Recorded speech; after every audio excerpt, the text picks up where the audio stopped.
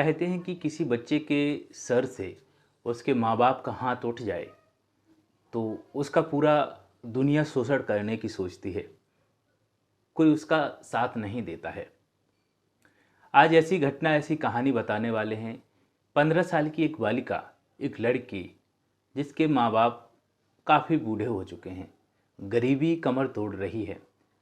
और गरीबी में माँ बाप के पास लड़की का होना एक बहुत बड़ी ये बात हो जाती है, इसकी सेफ्टी कैसे करे, खासकर गरीब परिवार में। और वो जल्दी से जल्दी उस लड़की की शादी करने की सोचते हैं, क्योंकि समाज का डर होता है किसी भी प्रकार से किसी भी उस लड़की के साथ कोई अनहोनी ना हो जाए, ये डर सताने लगता है। ऐसे ही सच्ची घटना है 15 साल की इस हैदराबाद की लड़की की।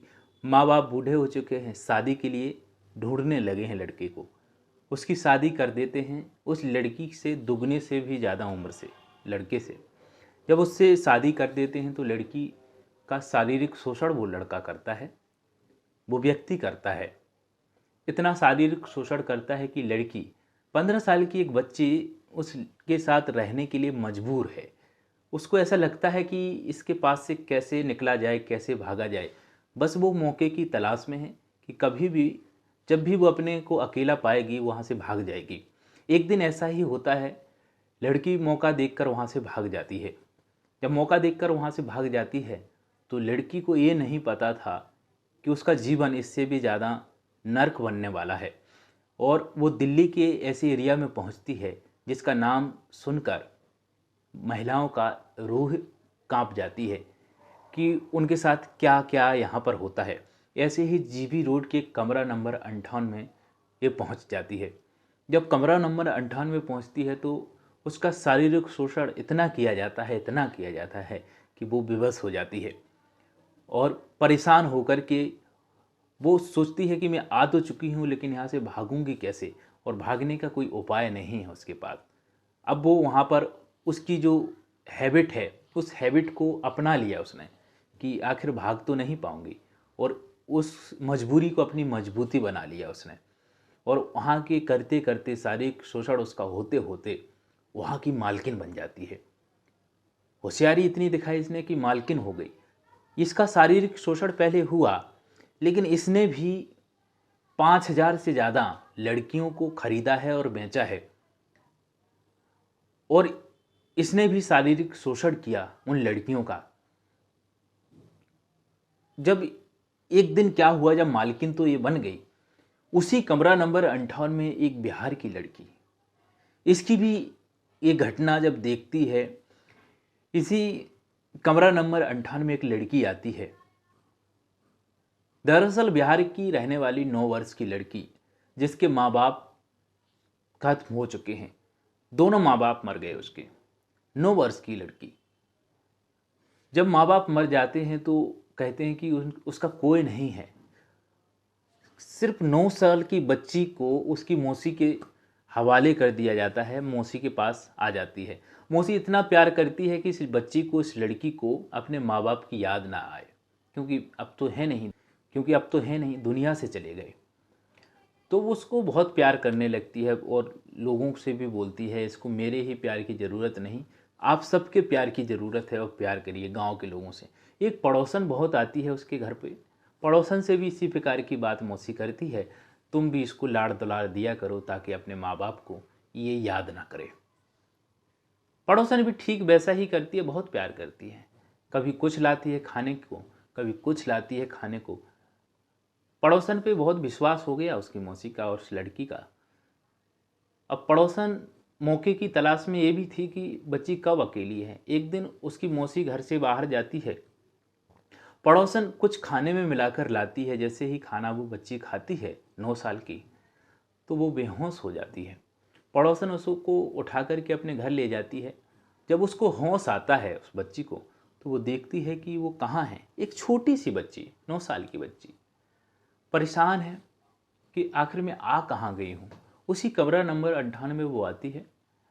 जब उसको जो मालकिन है उस कमरे की, उस कोठे की, उस एरिया की, वो मालकिन है जो पहले कभी हैदराबाद से आई थी और जिसका शारीरिक शोषण उसके पति ने किया था, फिर इसके बाद जीबी रोड में आ गई थी। उसने होशियारी करके वहाँ की मालकिन बनने का एक सत्ता हासिल की। उसी के राज्य में वो लड़की आई बिहार की, 9 साल की। जब उसने देखा कि लड़की बहुत छोटी है, ऐसा करिए इस लड़की को मेरे बेटे की जो पत्नी है, बहू है मेरी, उसकी खिदमत के लिए, उसकी देखरेख के लिए घर के एक प्रकार से नौकर के हिसाब से इसको घर भेज दीजिए। तो उसके घर पहुंच जाती है, घर पे काम करती है, वो सभी प्रकार का उससे काम करवाया जाता है महज 9 साल की बच्ची के साथ। ऐसा हो रहा है। जब उस लड़की के साथ ऐसा हो रहा है तो 2 साल तक उसके घर पे रहती है वो। जैसे ही 11 साल की होती है, उस लड़की को से उसी कोठे पर ले जाया जाता है। 11 साल की लड़की है। जब उसके साथ शारीरिक शोषण उसका हुआ पहली बार, अब 11 साल की लड़की के बारे में आप सोच सकते हैं कैसा उसके साथ एहसास हो रहा होगा, क्या हो रहा होगा। चिल्लाती है, चीखती है, और ये चिल्लाना चीखना उस मालकिन को अच्छा नहीं लग रहा है। 11 साल की लड़की चीखेगी, मजबूर है वो, उसका शारीरिक शोषण हो रहा है, चिल्ला रही है, लेकिन मालकिन को ये अच्छा नहीं लग रहा है। उसको इंजेक्शन दिया गया, ऐसा इंजेक्शन जो उत्तेजना बढ़ाए मर्दों की तरफ। छोटी सी बच्ची, जब उसको इंजेक्शन दिया गया, अब उसके साथ शारीरिक शोषण उसका होने लगा, यौन संबंध लोग बनाने लगे। जब यौन संबंध उसके साथ बनाया तो उसको होश नहीं है, बस ये है जो आ रहा है वो कर रहा है। पहले दिन 5 लोगों ने किया, दूसरे दिन 10 ने, तीसरे दिन 5 ने, ऐसा इस प्रकार से उसके साथ होने लगा। इंजेक्शन उसको दिए जाने लगे।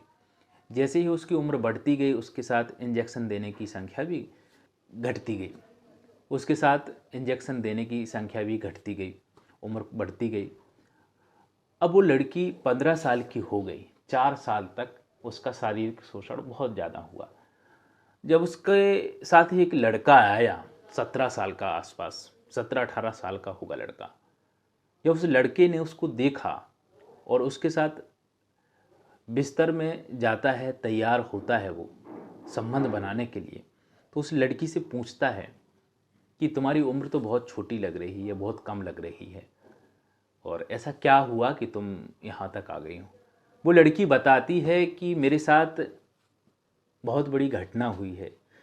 9 साल की थी जब मेरे माँ बाप का साया मेरे सर से उठ गया, मेरे माँ बाप खत्म हो गए, और मेरी मजबूरी का फ़ायदा मेरे मौसी के यहाँ पर एक औरत ने किया कि मेरे को खाने में कुछ मिला दिया, और इसके बाद बेहोश हो गई। मेरे को जब पता चला था मैं यहाँ पर थी, और जब से मैं आई हूँ मैं तो एक बच्ची थी, एक लड़की छोटी सी, और मेरी मजबूरी ये थी कि मेरे को कोई छुड़ाने वाला नहीं था। रो रही है वो। लड़के को दया आ गई और वो बोलने लगा, मैं यहाँ से तुम्हें निकाल के मानूंगा। वो बोलती है कि यहाँ पर कुछ बोलिए मत, दीवारों के भी कान होते हैं। ठीक ऐसा ही हुआ। कोई व्यक्ति दीवार से कान लगाकर सुन रहा था। जैसे ही वो लड़का बाहर आता है, उसको बहुत मारा जाता है। इतना मारा जाता है कि बहुत ज़्यादा, कि ये बेबस हो जाए, किसी भी प्रकार की बात यहाँ की बाहर ना बोले। लेकिन वो लड़का ठान लेता है, वहाँ से जैसे ही निकलता है। और फेसबुक पर वो स्वाति जी जो महिला आयोग की अध्यक्ष थी, उनको ये बात बताता है। वो जब इस बात का पता चलता है तो स्वाति जी बड़ी ही सतर्कता से, बड़ी ही समझदारी से अपने उच्च अधिकारियों से बात करती हैं कि वहाँ पर रेड डलवानी है, एक लड़की की ज़िंदगी खतरे में है। और स्वाति जी ने रेड डलवाई तो वो लड़का वहाँ से, और उस लड़की को, लड़के के लिए सेफ्टी दी गई कि इसकी भी जान को खतरा है, ये लोग मार सकते हैं। उस लड़की को वहाँ से निकाला गया। और जब पता चला कि उस लड़की को वहाँ से निकाला गया तो उस लड़की का एक बच्चा हो चुका था, प्रेग्नेंट हो चुकी थी बच्ची, और बच्चा भी हो चुका था। उस बच्चे को उससे दूर कर दिया, और उसकी देख रेख के लिए, क्योंकि माँ का उसका जो प्यार है बच्चे पर नहीं जा पाए उतना, अपने बिजनेस पे रहे, तो बच्चा दूर था, दूर पल पोस रहा था। जब उसको पता चला, उसके बच्चे को भी लाया गया। उस मालकिन को भी, चंदा मालकिन हो गई थी इसके बाद वहाँ पे, तो चंदा पे भी केस किया गया, चंदा को जेल भेजा गया, उस लड़की को निकाला गया। और सेंट्रल हाउस होते हैं ऐसे लोगों के लिए जहाँ पर इस प्रकार की घटनाएं होती हैं जिनके साथ, जिनको कोई अपनाने के लिए तैयार नहीं होता है, तो सरकार इनकी मदद करती है। उस लड़की को, उसके बच्चे को वहाँ पर रखा गया और उस लड़के के लिए जिसने इस प्रकार से उस लड़की को निकालने की बहादुरी दिखाई, उसके लिए सलाम है और उसके लिए सेफ्टी दी गई सरकार के द्वारा, पुलिस के द्वारा, और आखिरकार वहाँ से उसको निकाल लिया गया। तो ये कहानी सुनाने का मकसद यही है कि आप सतर्क रहें, सावधान रहें, अपने परिवार का ध्यान रखें, और जिसके माँ बाप नहीं है ना, उसकी मजबूरी का फ़ायदा मत उठाइए। कोई भी सुन रहा हो, आखिर वो भी तो इंसान है, उसको क्यों ऐसा असहाय समझ लेते हैं लोग। और यही है कहानी सुनाने का उद्देश्य। बाकी अपना ख्याल रखें, परिवार का ख्याल रखें। अगली कहानी में एक नए टॉपिक के साथ मिलेंगे, तब तक के लिए नमस्कार।